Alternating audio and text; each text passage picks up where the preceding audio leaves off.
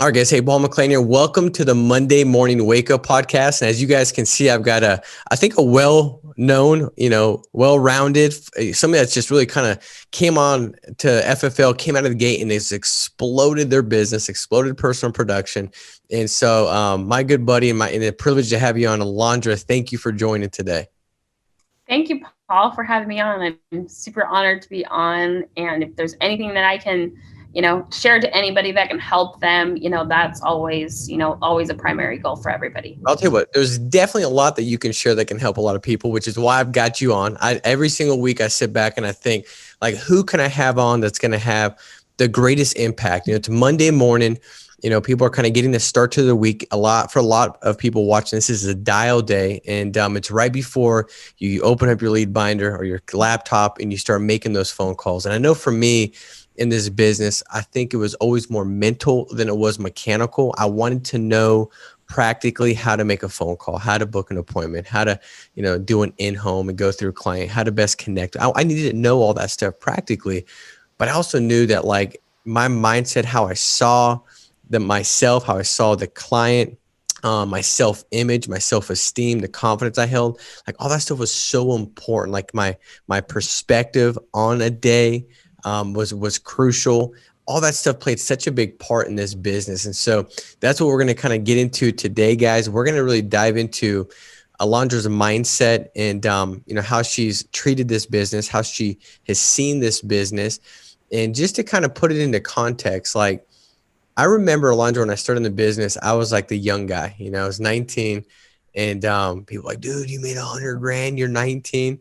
Now, just to give myself a little bit of leeway, it was at a 55% comp.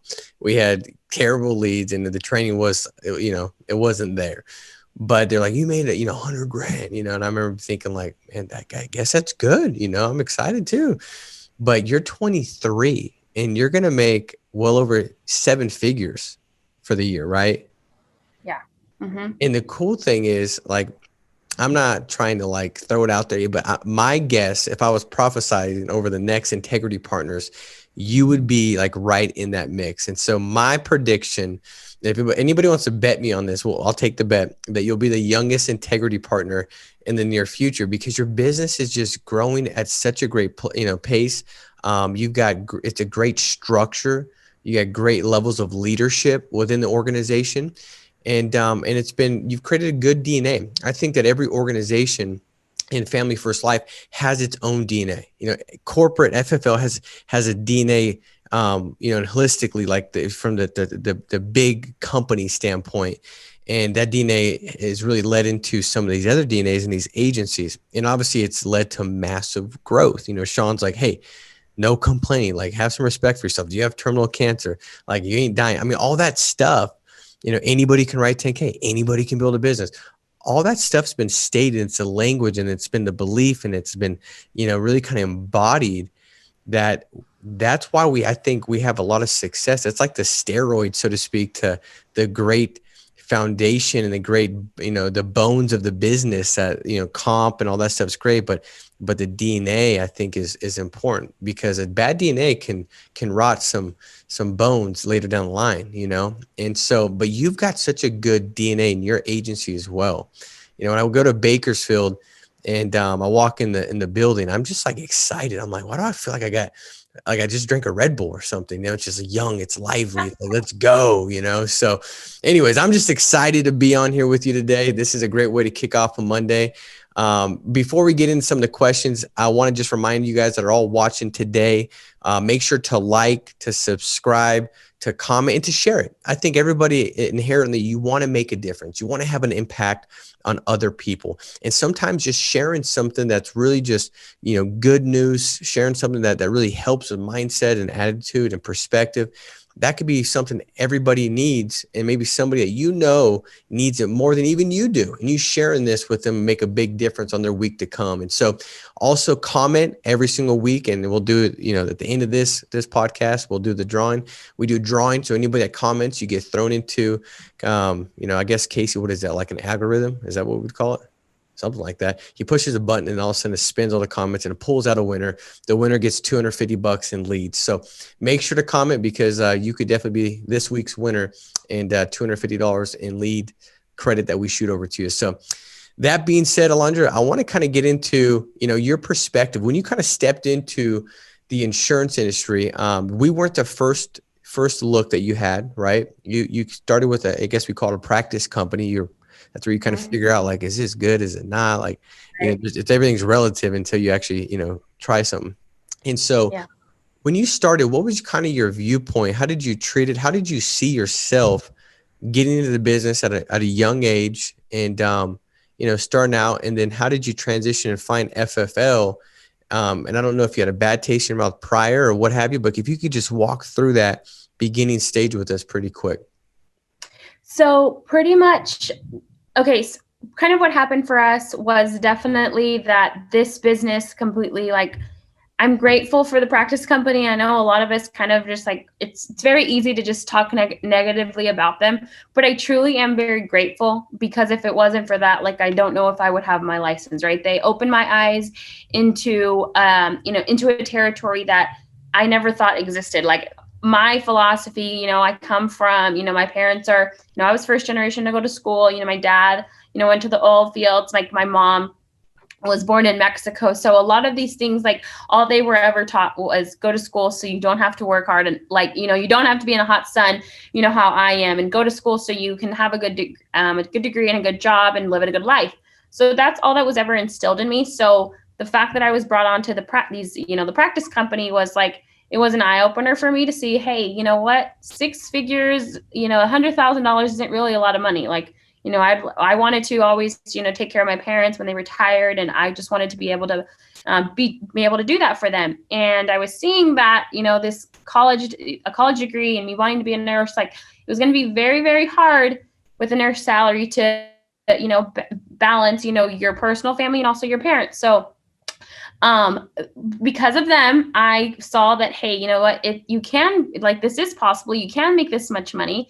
But unfortunately, the system was just not something that attracted me. It kind of just turned us off. I remember I tried to get Josh, he's my significant other, and I tried him to go to these meetings with me and go. It's like, hey, come on, like, you see those people, like, dude, we're smart, like, we're not dumb people, we can do this too. And it was just something that turned him off. He's like, dude, I can't go sing and clap. And, like, people talk about how much money they make. And, like, we're all broke. Like, we're still broke. We're not learning anything. So we walked away from that. But I was just like, I have my license. I'm going to just use it when I'm when I'm a nurse. And if I run into somebody, I'm definitely going to be able to help them out in any which way. So I find FFL, and it was kind of just very like, I don't know if this is real. Like, is this, they buy leads? Like, we're at a high comp. Like, this is just very different, weird. They don't meet anywhere, because back then we did not have the offices that we do now. So it was just very different. But I'm just so grateful that I just took a chance, because my first 6 months of the business, I was like, what you don't want to do as an agent. I never plugged into trainings. I didn't go to any meetings. I didn't go to any sales conferences. I didn't listen to any nothing. I didn't do anything. I would buy leads here and there once a month. Me and Josh would go run appointments together. We were just kind of like living the time of our life. We thought this is like the best hobby ever. And then, as I started plugging in and I was seeing other people win, I was seeing Brittany Smart do 20 grand a month. And I'm like, okay, what if we could do this? Like, what if, our little hobby money is like pretty much like very close to like a nurse salary, like, a month. So what if we would just like, what do we need to change and see if this is actually going to work for us? Because like here, this company kind of, it looks like we can do what the other company did, but here it's not like, you're not tricking a bunch of people to pay a bunch of money, and it's kind of like an MLM, and it's just awkward.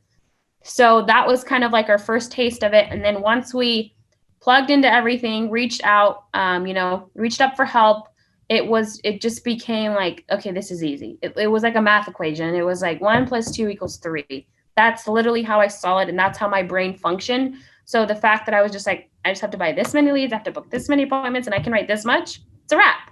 And then ever since then, it was just go for more, because then it was just like, I'm only getting better. The more people I see, the more uncomfortable I get, the better I'm going to get, the less gaps I have in my schedule, the more chances of me, closing a sale and helping a family I was going to have. So that was kind of just our little transition from practice to where we are now, for sure. Well, everything you just said, I mean, there was so much gold in what you just talked about, and I want to kind of unpack that a little bit. The funny thing, Alondra, is, when you said Josh went to a meeting and he's like, what the heck? I can't clap and cheer. Like, where's my money at? Like, okay, you're at the front acting like you got all the money. Where's my money at? I remember taking my wife when I was working at the prior company, and I was there for years. And she was always like, this is weird, right? And the scary part was I was there way too long. So to me, I was like, this ain't weird. Like, this is normal, because it became my normal, like get on the chair. I'm like, yeah, clapping and cheering. And I was barely getting by. And my wife's like, this ain't normal. And you're gone all the time and we don't have that much money. And so sometimes, the spouse is a great indication of something that maybe we become numb to and unaware of because we've just been exposed to it too long. And the funny thing is also, as you were talking, I thought about, how many times that I was at the other company and I'd have somebody come up and say, Paul, how do you get your spouse to be more supportive? Like, how do I do that? And I'd give them like a talk about it, and here I don't ever have anybody ask me that. I don't know the last time somebody's come up and said, dude, how do I get my spouse on board? Because the reality is this: if you're making money and your spouse has security, knowing that money's coming into the account and they're provided for, and they know that what you're doing has results, then they're very supportive. The support typically comes when you're like getting in the door like at 9:00 at night every night, and you're gone doing meetings, and you come back and you can't talk real good. Like, why is your voice gone? Because I was yelling for who? I was yelling for Billy. Billy was killing it. And like, where's the money at? So that's where the lack of support take place. So that's funny because I experienced the same thing. Let me ask you this, Alondra. So, when you talked about like the numbers and it sounded like that kind of took out a lot of the emotion, meaning that, getting high or getting low when you had a big day on the phones or a big day in the field or a bad day or vice versa. Like, it didn't sound like you had a lot of emotion that you carried into this business. And I want to actually ask you, like, how did you balance your emotion? Was there times where you got really high and low, or were you pretty much even kill where you focused on kind of the numbers, knowing that if I put in this activity, it's going to lead to this outcome, and were you focused on that? Can you kind of talk a little bit about where your focus was and how you saw that?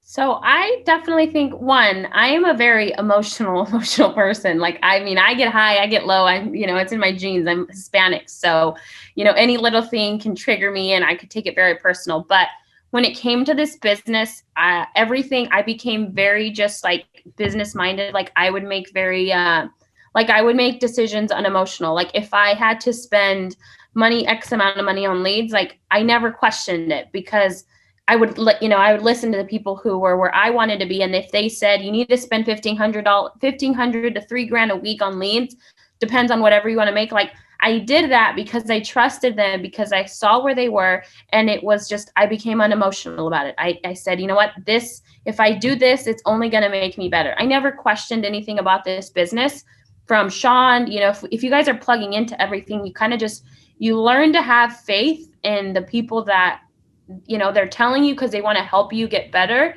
And then, during the weeks, like, if you because I was so unemotional about spending money for this business, when it came to the leads, my only objective was to resolve every single one of them. And how quick can I make the money back? Because that was like my motivator. It's like, okay, Alondra, you have to do this again next week. So you better get busy and resolve leads, because I was on automatic orders. I forced myself to get on automatic orders so I can automatically have leads coming in. So like, I would have no downtime. So all I would spend the whole week was just resolving leads. And that way it was very easy for me not to get like too high or too low. Because as I got better, I started showing bigger numbers. I started making bigger sales. And it was kind of you just become numb to it. Like, because it really isn't about the money. It's just, how many of these can I resolve? Like, how many sits can I do in a week? And that's what I focused on. And that's what helped me not, the highs and the lows. Like, if I'd had a crappy day, I'd be like, you know what, the field owes me. But every day, Paul, I feel like it's a mindset thing.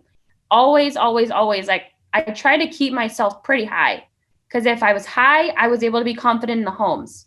So I would be like, I'd start my day and be like, I'm going to write 10K today. Even if I had like 4 appointments on the books and a bunch of door knocks scheduled, like I would tell myself that to help get me like, don't dread the drives or, because this business, you can get pretty lonely. So I did a lot of that. I just talked very, very highly. And then, I just knew I had so many people to see. And it was just at the end of the week, you're like, oh crap, I made this much money, but it wasn't, it's like, well, I helped so many families. So it was just very easy when you just keep yourself busy. And If you're not busy, you're in it sounds like trouble. your expectation was also something that was set as success. Like I think for me early on, a lot of times, and I would just not even be conscious of it, meaning that I wasn't like thinking about like, is this thought in alignment with the path to success, or is this thought in alignment with the path of me not getting what I really want, not getting my desired outcome? Like I would think when the client would answer the door, like they would be busy, and so a lot of times early on, I was like, man, why do I continue to get, every time I knock on the dang door, that like I see the person like spouse on the couch and like, no, well, my husband's not here. I'm like, and I could see him, but when I was introducing myself, it was as if they were busy and I was basically inconveniencing them. And I continued to get that from them because I was like embodying that. And then my behavior showed up and really validated the verdict in my mind that it was already that they're going to be busy. And it was the same thing with calling leads. I would think like in my mind, I assumed for me that the client would always want a quote. Like, why would they not want to just ask for a quote? And so because I had convinced myself of that, my first like 5 calls, they're like, sounds good, but can we get a quote? Sounds good. Can we get a quote? So I go back to MP3s and I listen to MP3s and I get the quote objection. I call the guy that hired me. Hey, dude, I got the quote objection. He's like, you got it again? I was like, yeah. And he's like, say this. I said, I did say it. Listen to my recording. He's like, you did say that. I said, no, I keep freaking saying it. They keep saying it. He's like, what do you expect? I was like, I expect to get the quote objection because I keep getting the quote objection. He's like, that's why. And I realized that, like at the end of the day, if I got first and foremost, I better have my expectation right. And see, too often agents are going out there and they almost want to like prove themselves wrong, so to speak. Meaning that their expectation is set like they're probably not going to show up. I'm probably not going to close that one. Oh, the client's really old. Oh, that client had this condition. And they start finding all these reasons to validate what they don't want, and they don't even realize it. And they go out there and they wonder why the week's not working out. But I think it starts with the expectation. So what you just said, Alondra, was so good that when you started the day, even if it was 4 appointments, you didn't say, well, I should have had 8. It's only 4. So, well, the reality is this. Should you have had 8? Maybe, but you have 4. You can't go back and fix what you don't have now. And so let's just expect that those 4 are going to be fruitful 4. I'm going to go out there and sit with some clients that have got some big premium. I'm going to write some good business. Now, you might have wrote 4,000 instead of 10, but if you didn't have that expectation, I wonder if you would have wrote nothing or you would have wrote 1 app instead of 4. And I think the answer is yes. I think the answer is you're going to get less of the outcome.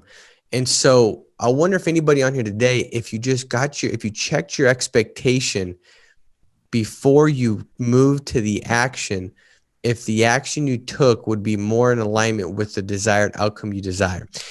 Meaning that if today's a dial day, I wonder if you just expect to book everybody that answers. Now you're going to book them all, but in your mind, if your expectation is I should book them all because they sent in a form, everybody needs life insurance, they're asking for help, they've actually enrolled in the fact that they want help. If that's the case, well then if they don't book an appointment, then I go to, well, they're probably just having an off day, or that person probably just doesn't have their head on right. I mean, who knows what the heck's going on? But you go to that as the possible reason, not these leads ain't any good. So I think an expectation also leads you to, what reason you have when you have the outcome come, or the response to the outcome when it does come. And I think a lot of times I might be bred and set up in expectation. So maybe success is bred in expectation. And so I think that's great. Alondra, can you talk about, you mentioned you just trusted, what was, the people that were out there seeing success. You trusted, the message that Family First Life had about, invest X amount, go see X amount. I think that a lot of people are tied up in their own thought process and thinking about what they're thinking about from their prior experience? Like maybe it didn't work out, or somebody said something and didn't follow through, or maybe a prior company lacked integrity, or maybe it was like it seemed a certain way, but there was hidden agendas or silver lining to what they did. So all that, they kind of have these walls that prevent them from just being coachable. And in that coachability, they can focus on all my energy and effort into taking action, opposed to deliberating behind the whole, well, is there something behind what they're saying? Is there something underneath? You didn't do that. And I think that's a big, I almost struggled with doing that, just because where I came from, like what I found out to be true wasn't, and what I thought wasn't true, I found out was true. It was kind of like, and I was jaded a little bit, it was like that bad taste in your mouth.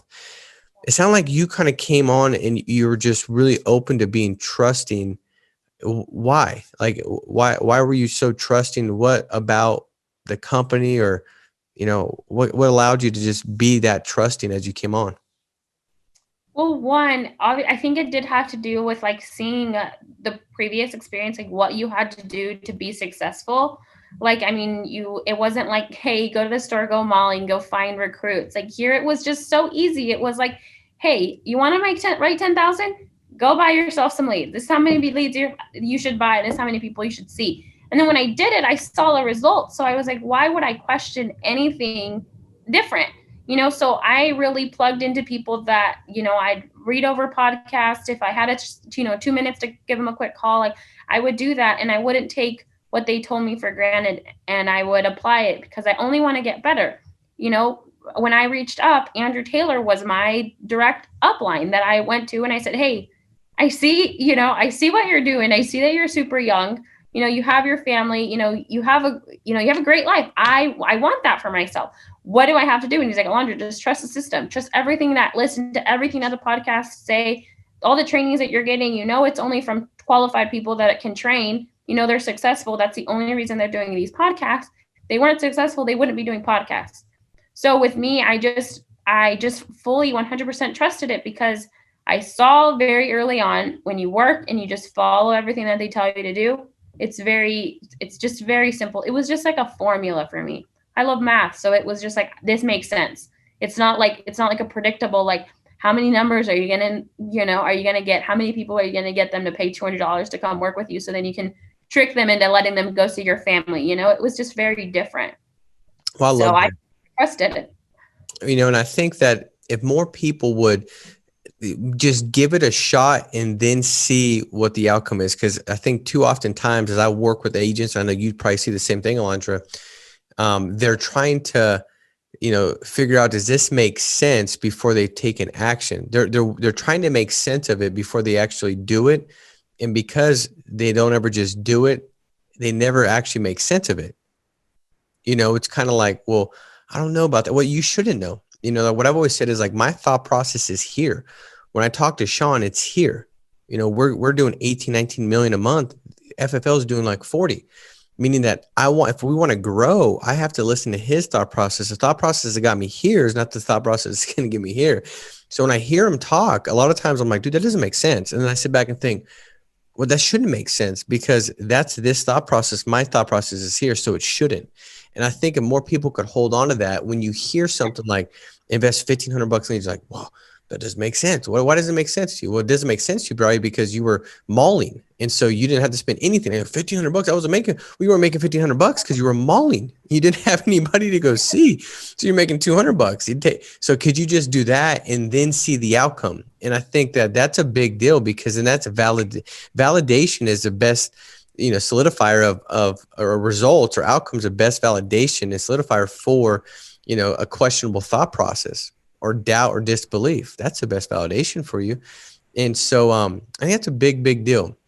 If you can talk about, I know you started in on, you guys went from kind of being good hobbyist, like it was a hobby for you, kind of part-time. And then you said you changed and you said, okay, well, this makes sense. I was going to go down this path to be a nurse, but at the end of the day, if this could provide a better outcome, which is showed to be, let me go all in here. But then you started to plug in a lot more. Did that make a difference, you think, as far as like being just consumed in absorbing all the different podcasts and training and being in the meetings. Why do you think that makes such a difference when it comes to agents that are out there needing to hit these next levels? Why is that such a big deal? Well, for me, Paul, I'm super young. So I had everybody in my corner, in my ear, kind of telling me why not to do this, or, even my parents. So for me, I just absorbed as much possible, like just so much. So my belief was high. So every time, I had somebody that would try to derail me or be like, hey, let's just take the weekend off. Like, let's go over here, family, and be like, why are you working so much? All this stuff that was coming at me, it was very easy to be so disciplined and just focused on what my end goal here was, because I knew what I wanted and I know what I wanted for myself. So I think just all the way through, leading up to, not taking it serious to taking it serious and being like, hey, we just applied and, we've been serious about this and look what it's doing. And it only keeps getting better the harder we work. Like, why should we stop?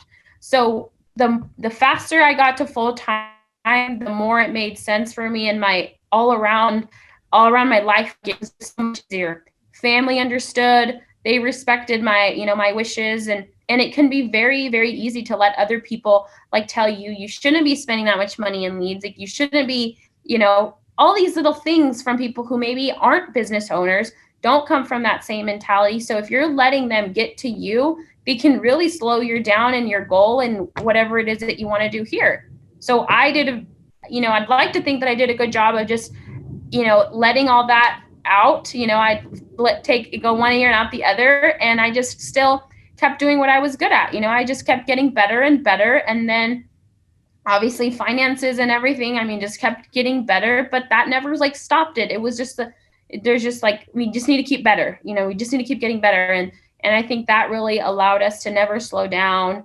never just want to go and just party and just take it easy and cruise, because we wanted to get ahead. We wanted to get ahead. We saw the opportunity and we wanted to make sure that we were doing everything we could in our power to, full speed. If we can get out of the field faster, help build an agency, hire your staff. Like we were all about that for sure.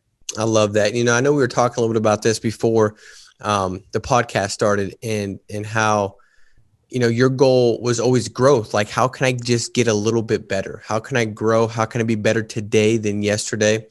And I think that's such an important thing. Like when you're growth minded, it's just, there's really no lid. And the crazy thing is, like, the more I've been in this business, the more I realize I don't know about this business. Like there's so much more to it, which is such a beautiful thing, because, and the crazy thing is, this business almost translates into like other areas of your life that matter significantly as well, like parenting and being a good spouse, relationships, like just being a leader. Leader is influence. It's being able to connect, and it does lead into these other areas.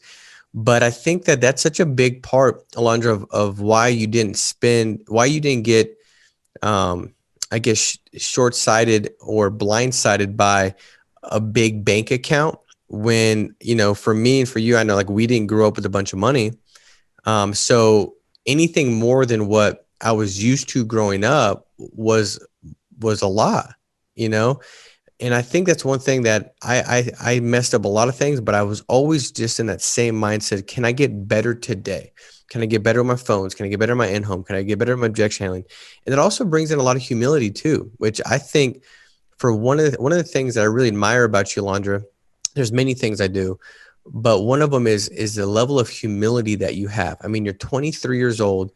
You're making 7 figures. You've not been in this business for, long at all, a couple years of family first life, and you're positioned to become wealthy, where your kids that you don't yet have, they're going to be forever different for what you're doing, you and Josh and what you guys have built. And so the trajectory of your family is never going to be the same because of what you did at the age of 23. And yet when anybody talks to you, nobody would ever think that, oh, this person is some multimillionaire. This person's got a massive, one of the biggest. They wouldn't think that. They would think that this is a person that cares, that's humble, that's hungry to go out there and achieve more, not just for her own good, but so she can be of more value to others. And that's such a big deal. And guys, if you could get that, like for a lot of you, it's okay to be goal oriented and want to accomplish a goal. And you should have some goals that, you're able to put a plan in place and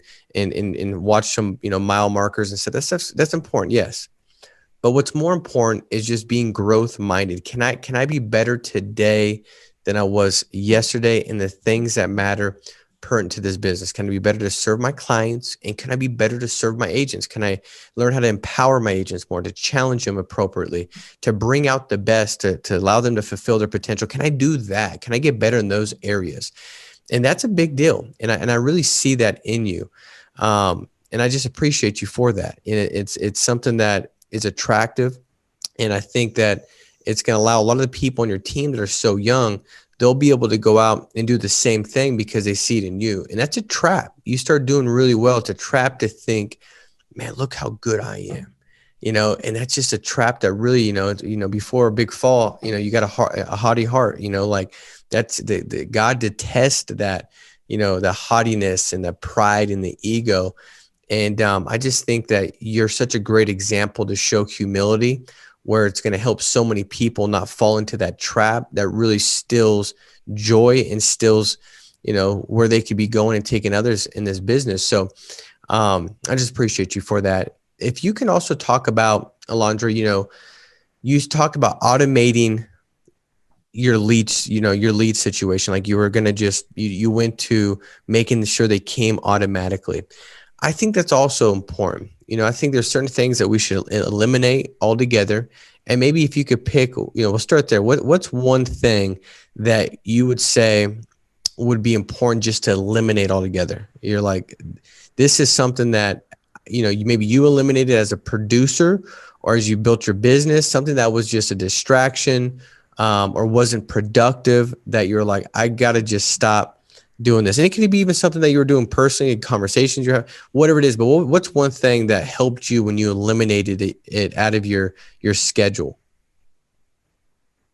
Well, first things first, I got a planner and I cut out going to the gym midday and love to wake up late. I was just like, I was still at the restaurant, when I was still part-time, in this business. So I would come home late, I would wake up late, and then I'd go to the gym like midday. So when I transitioned to go full time, it took me I needed to have a calendar. I needed to write down everything that I was going to do, and plan out in my life. Like, this is when I'm going to eat. This is when I'm going to go to the gym. If I'm going to go to the gym, this is when I'm going to do my personal stuff, chores, whatever. I had to physically put it into my schedule to start programming my brain to become a very disciplined on your schedule, because you cannot be successful in this business not being disciplined to your schedule, because you want to have time with your family. You want to have you don't want to be, you want to be balanced. So that's what I had to do. I had to just jot it out. I know you can use Google Calendar, but I'm still such a I needed to write it out for me, in order to help me. And, I just became such a little, I had to take I'd check off my tasks and everything that I had to do, but I had to do that to help me become better and be able to focus on, the business. Automating my leads was a really, really big one. I don't know why it was. It was just always so hard to spend, $1,000 at a time, when it was just just put it on auto. I already know it's going to come in, and then I can work with that, because I can work when I see stuff coming in, because it's very easy to be like, oh, there's a delete discount. I'm going to buy less instead of buying my normal amount, because it's going to be cheaper. So instead, I'd still buy that same amount, but I double what I would buy in leads, even if there was a discount. So I did little things like that to help just get ahead, have more people, because as you become full-time and as you start taking this business very serious, there's nothing more stressful than not having enough leads. Plain and simple. I remember I would get anxiety attacks when my leads weren't in on order, because I'd only buy from this select vendor, and I only liked buying that certain type of leads, and I only wanted to work those.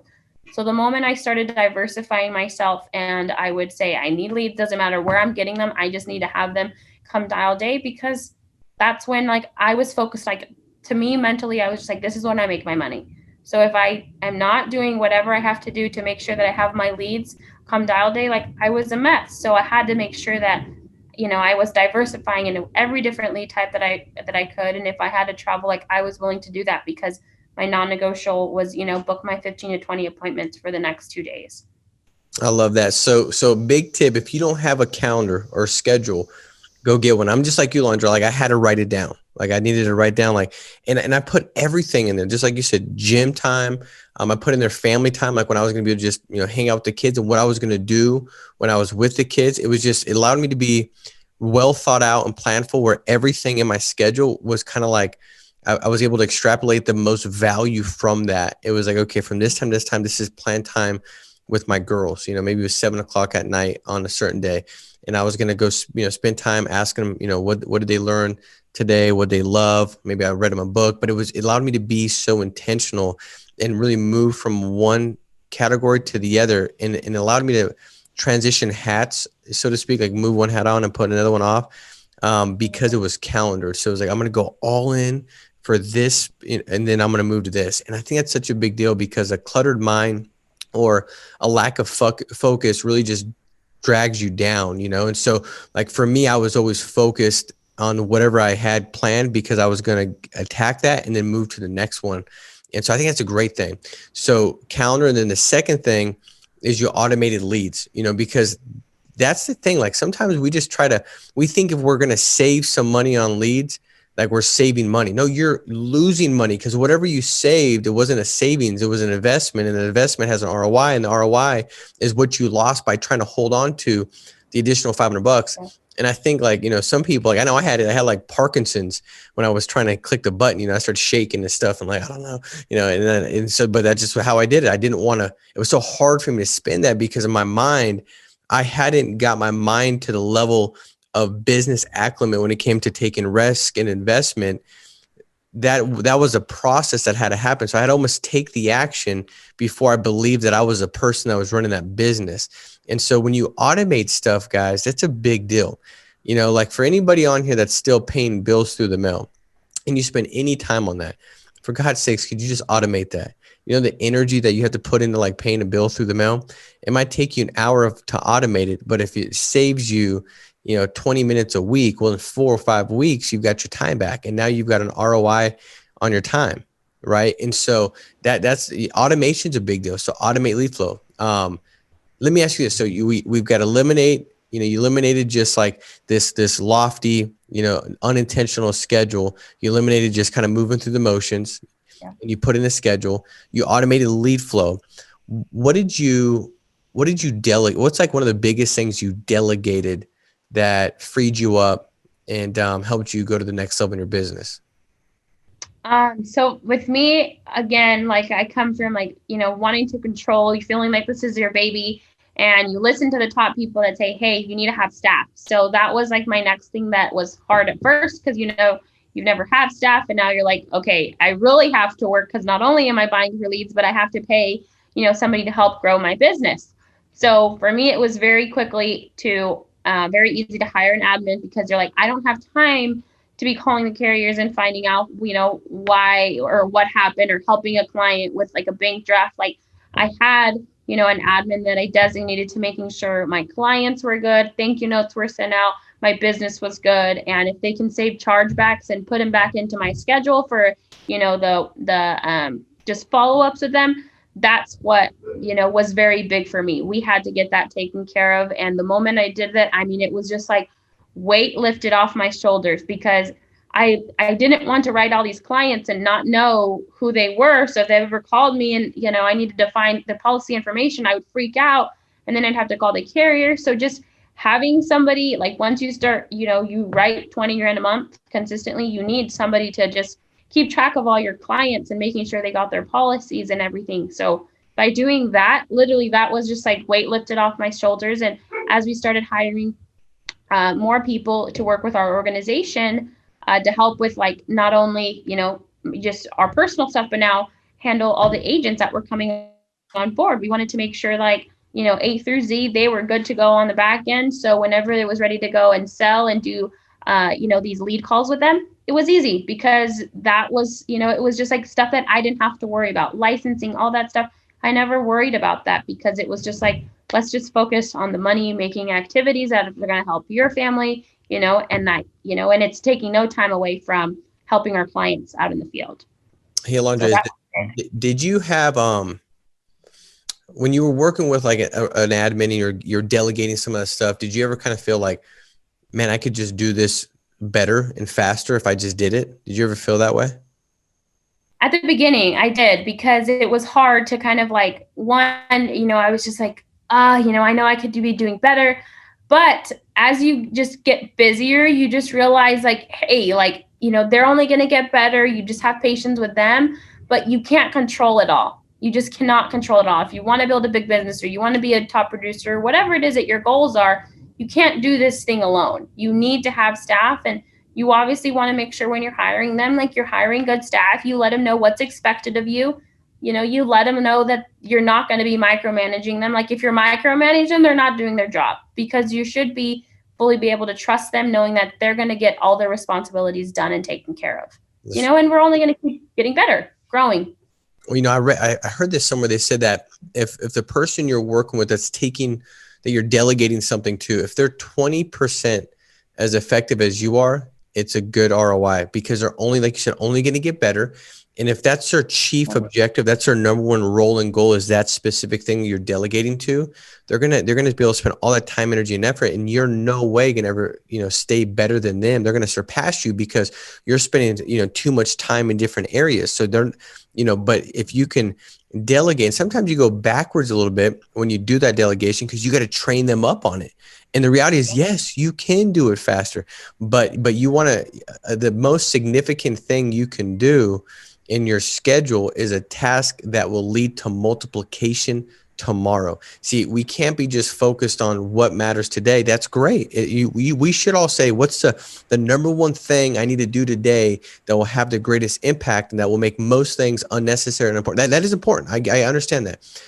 But what's most important is, what can you do today that might not matter most today, but makes a massive impact tomorrow, the next day, the next day, that leads to multiplication. And that's what staff delegation does, because today you got to spend more time, effort, energy training them up.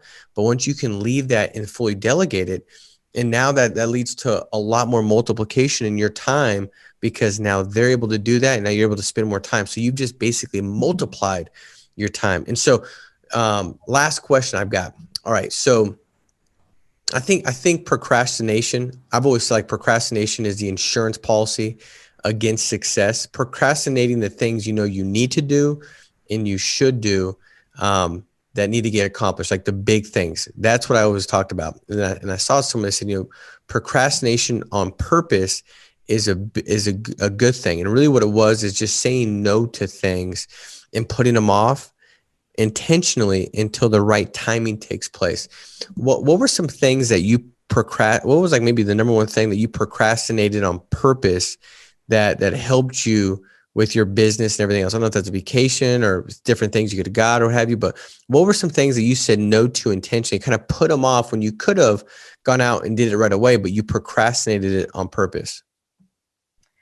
A lot of things, Paul. So I actually think that was good. Something very good that we did at the very beginning. It was kind of frustrating, but I'm like, no, I don't need to worry about it. So when we first started the business, we wanted to buy a house, and then it was like the most stressful thing, because we were going from, going for W-2, coming into this business. It was just a lot of, it was just a lot to prove with, hey, you don't have enough time in this business. Like, yeah, you're making good money now, but it was just a lot of uncertainty. So we put off buying a house, buying a lot of expensive things, getting a new car, going on vacation. And it's funny, because when I came on and we started seeing how good it could be, I'm like, oh my God, like, we can travel so much. Like, we can, like, think of everywhere, wherever you want to go. Like, we have the dogs, our family can help us with the dogs if you have no kids. Like, I was just talking about all these things that we were going to do. And then we actually got into this business, and I was like, I don't have time to book a vacation. Like, I don't have time for that right now.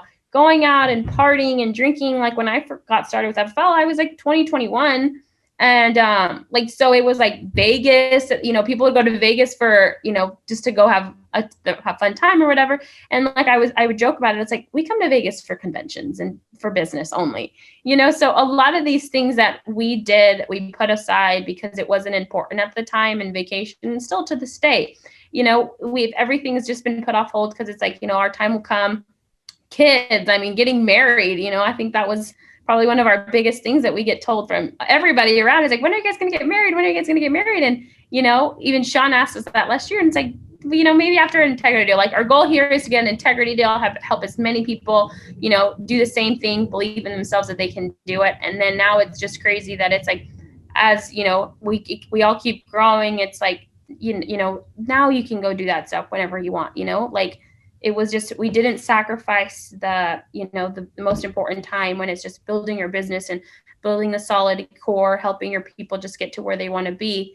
And now it's just very rewarding. And you don't really think about that stuff, you know. And then we bought a house in like one day. We didn't spend much time, and it's cool because it's like, we can do these things. It's like instantly. It's not like we're thinking about it. We have to plan this out. It's just like done, you know. Whereas if we would have done it at the very beginning, it would have dragged out, it would have hurt our business, just wouldn't have been profitable. I love that. That's such a big deal because, you know, at the end of the day, everything's going to come in due time, you know? And so, but if the time is to devour, like just to attack, because the season in this business is so good, and the numbers show that, like, it's never been this good. Like 6 years ago, you'd been better off taking a vacation. Now you wouldn't have nearly as much money, but you would have been better off taking a vacation because the vacation wouldn't have cost you that much, because the profitability wasn't nearly the same, because we had no leads, the training, the support. It was just completely different.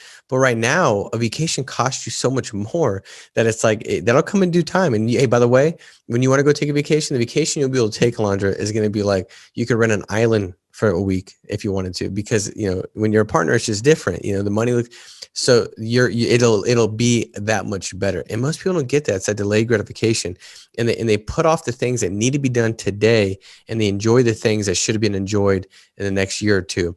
And that's that procrastination on purpose. And so I love that. So automating the leads, eliminating just this loftiness in schedule, delegating all these different tasks and things that just draw down in your productivity and take away from your number one thing, which is empowering and helping and recruiting and bringing on more agents and seeing more clients, and then putting off the things that, you know, in time will make sense, but understanding that the season right now is to attack this and build a business that will lead you to financial freedom for the rest of your life. And so I love that.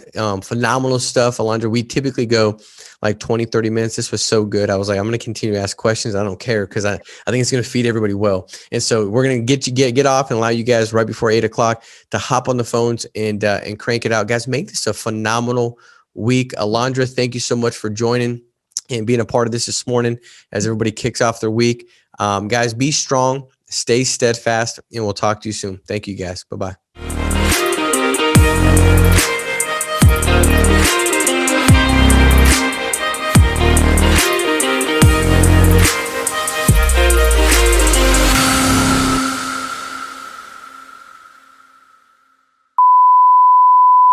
Hey guys, Casey here.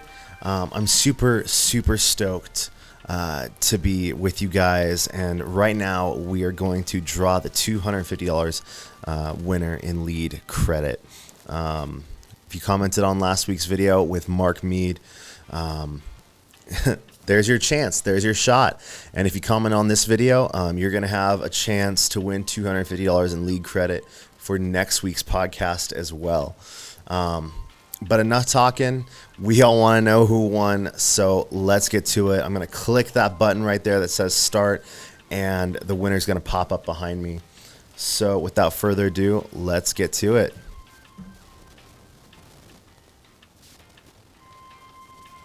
Anita. Congratulations, Anita. You just won yourself $250 in lead credit. Go ahead and reach out to Victoria, and she'll get you hooked up with that. Super stoked to be here with you guys. Super stoked to be a part of this company and to be in this team effort together. It's amazing. It's revolutionary. And I just cannot wait to see where the trajectory of it goes. So take care, guys. Have a great week.